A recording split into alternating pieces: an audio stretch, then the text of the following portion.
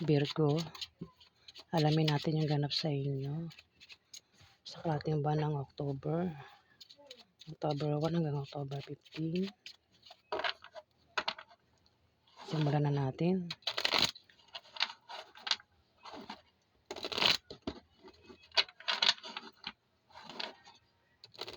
General reading po ito ha.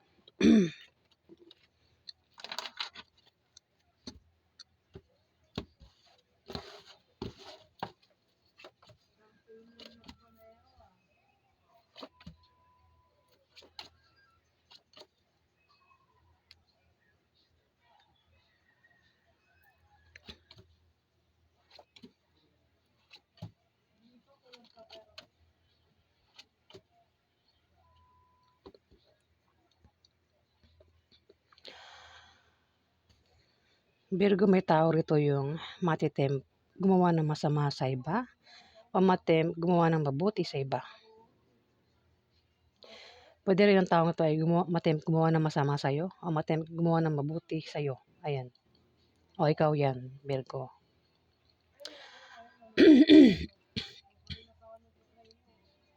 Mukhang tingin ko nagbabalak itong gumawa ng masama kasi magkakaproblema ka. Magkakaproblema ka sa bahay nyo, sa pamilya mo, Virgo.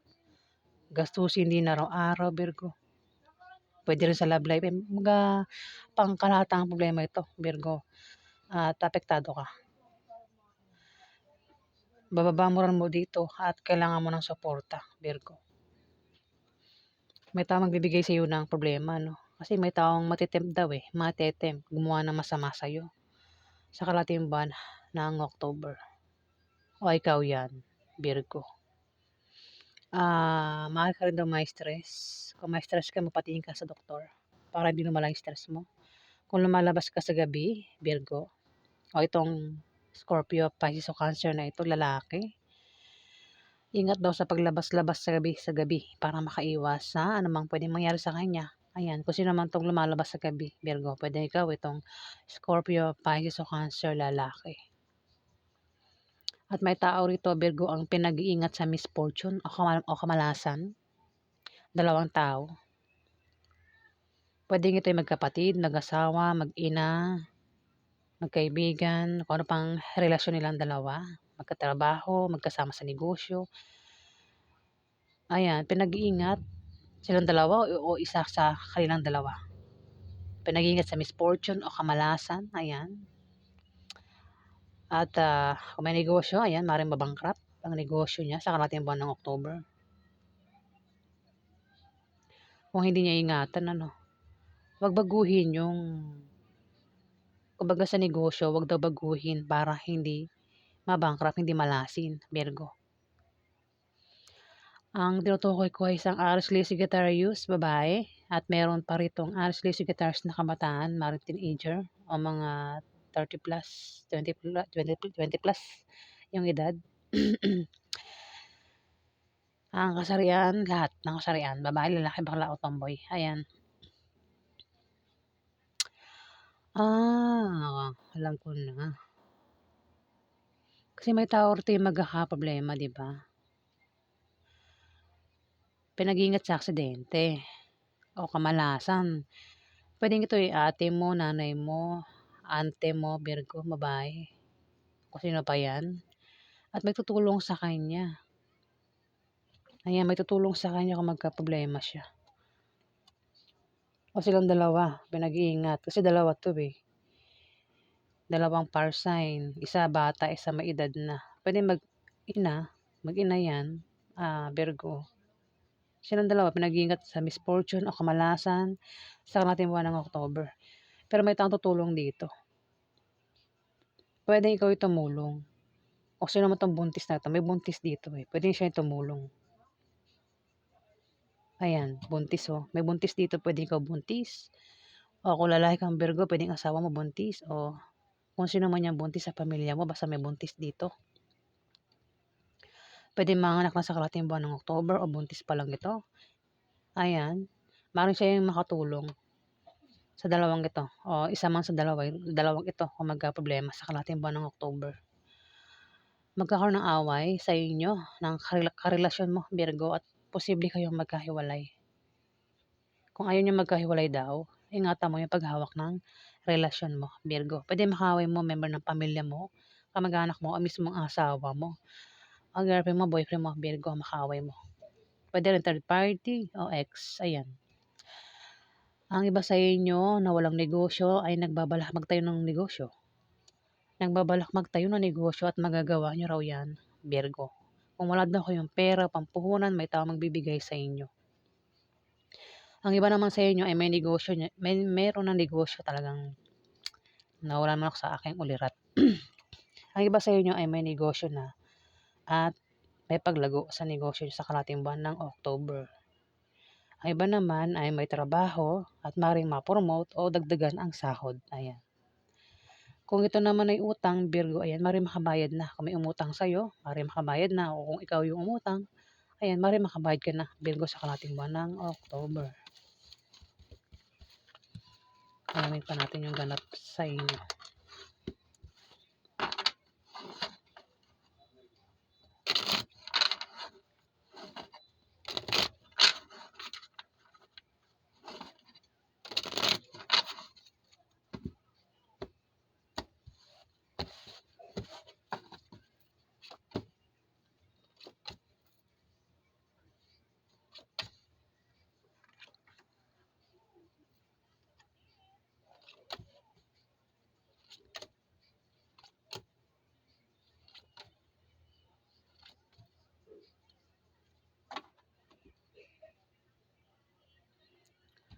May Libra, Aquarius, sa Gemini dito, Virgo, lalaki.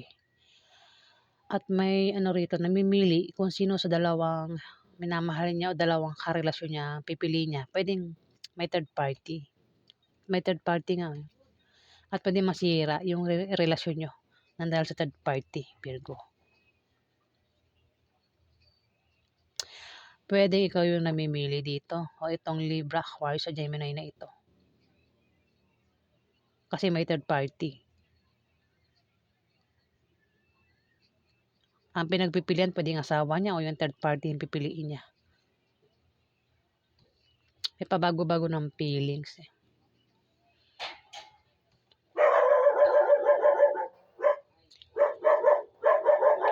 May manloloko dito. Virgo, pwede ikaw yung manloko. May manloloko sa'yo. Pwedeng panloloko sa ano to, sa love life. Ito patungkol. Ayan. Ingay. Ingay ng aso namin. Mga tahol. Patungkol ito sa love life, Virgo. May manloloko. Pwede ikaw yung manloko o yung karelasyon mo yung manloloko dito. At may taong galit dito. Maaaring nagsiselos. Ayan, maaaring magkaroon ng away sa kalating buwan ng October dahil sa selos, Virgo. Kasi 6 of Hearts, may naghahagusto sa'yo, may naghahainteres sa'yo, Virgo, ikaw yan. May naghahagusto ro sa'yo eh. Pwede manliligaw mo ito kung babae kang Virgo. Kung lalaki kang Virgo, pwedeng, ay hindi, lalaki nga pala ito. Babae kang Virgo. Babae ka. Kasi lalaki ito. Pwede siya yung naghahainteres sa'yo. Siya yung nanliligaw sa'yo. Baka yan ay third party na. Kasi may third party na rito eh. Ayan. At mamimili sa kalating buwan ng October kung sino ba yung pipiliin niya. Baka rin ex mo yan, Virgo. Nagbabalik, gustong bumalik, gustong balikan ka. Ang iba naman sa inyo ay maaaring makatanggap ng blessing. Pwede yung matanggap nyo ay pera, pagkain o gamit. Ayan, Virgo.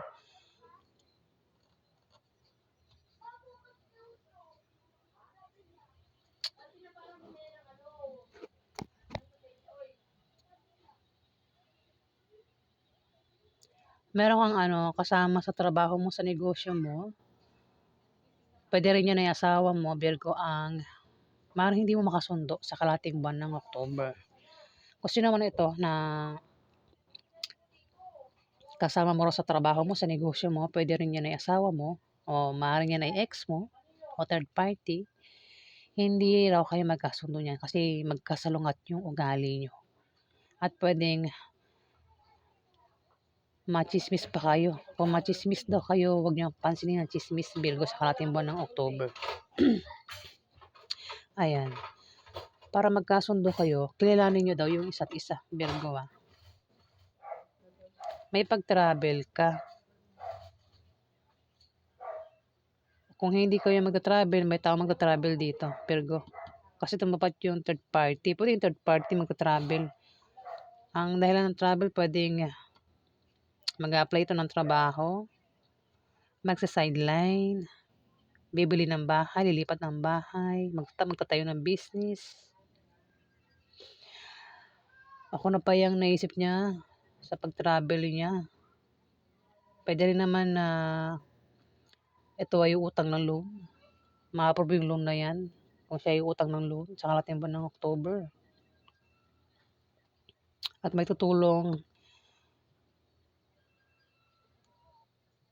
May taong tutulong dito. Kung ikaw man itong magka-problema, may taong manloko sa'yo, may tutulong sa'yo dito, Virgo. Ayan, kung sino man itong magkakaproblema, Virgo, may taong tutulong dito. Ayan. Alamin natin yung outcome.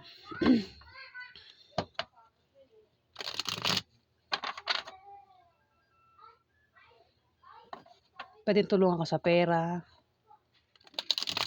Kung naman yung klaseng tulong na ibibigay sa'yo, kung ikaw yung magka-problema, Virgo.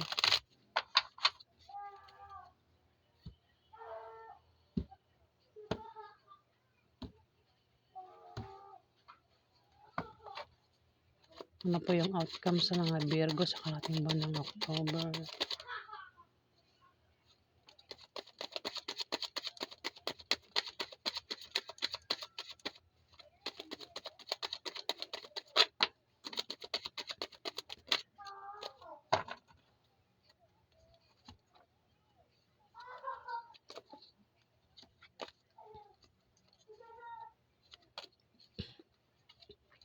Naiinip ka na rito.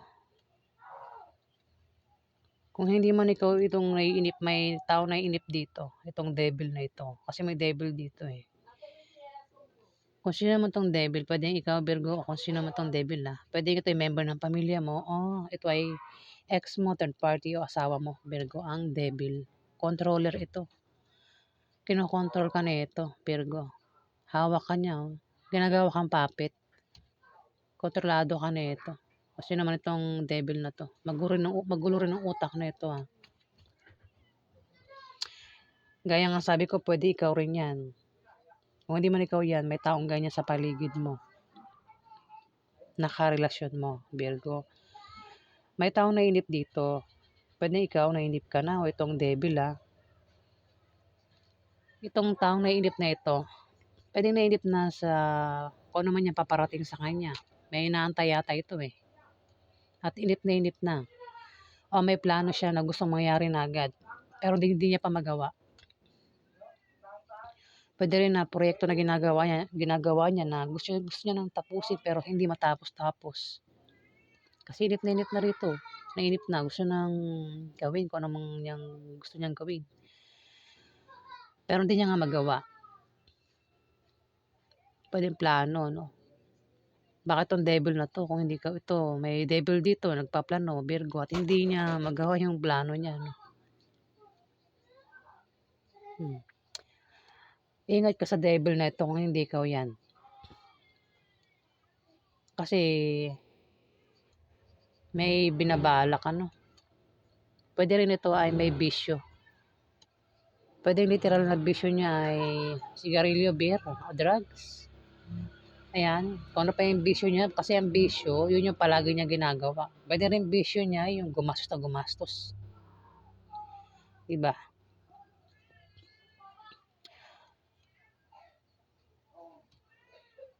Toxic at controller nga. Ano rin ito parang nababalo sa pag-ibig. Ayan, pwede ikaw, Virgo, itong karelasyon mo. Itong devil na ito. Basta may devil dito. May the world dito. Sa karating buwan ng October, ang iba sa inyo ay magiging perfect na ang sitwasyon nyo, Virgo. Maaari din na may darating na gantimpala o kayo ay gagantimpalaan sa karating buwan ng October. Pwede rin naman na may resulta ng proyekto na ginawa nyo paparating. Hawak nyo ang mundo nyo, no? Pwede nainip ka na makawala sa isang devil na ito.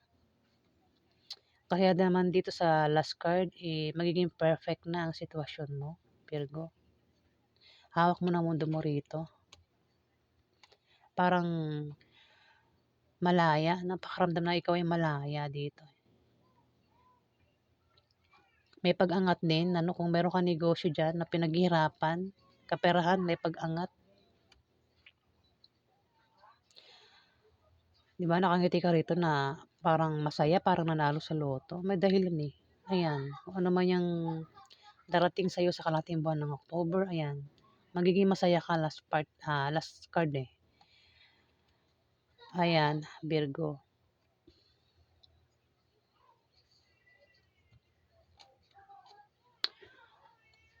Yung nga, gaya nga sabi ko, parang ikaw ay maiinip na, naiinip ka na, naalisan,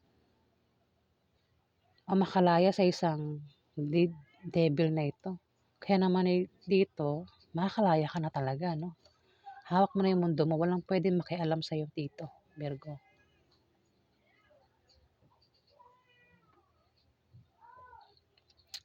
Ayan, ang ganap sa inyo, Virgo, sa kalating buwan ng October.